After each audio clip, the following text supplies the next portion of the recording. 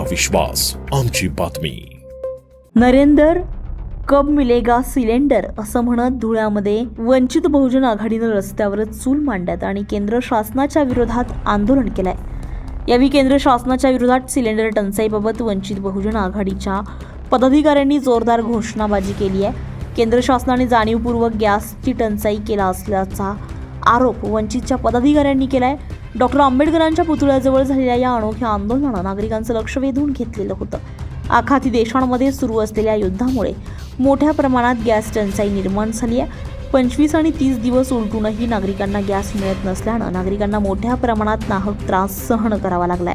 त्यामुळे केंद्र शासनाच्या धोरणाविरोधात वंचित बहुजन आघाडीने आक्रमक भूमिका घेत थेट रस्त्यावर चूल मांडत केंद्र शासनाचा निषेध नोंदवलाय. यावेळी वंचित बहुजन आघाडीचे महाराष्ट्राचे उपाध्यक्ष ॲडव्होकेट रविकांत वाघ, शंकर खरात, आबा खैरनार, चंद्रमणी वाघ, दिलीप बोरसे, आकाश बागुल, इक्बाल तेली, संदीप बागुल, प्रक्षेत वाघ, बॉबी नागमल, किरण मोरे, वंदना बागुल यांच्यासह वंचितचे पदाधिकारी मोठ्या संख्येने उपस्थित होते. सुनील निकम, आपलं शासन, धुळे.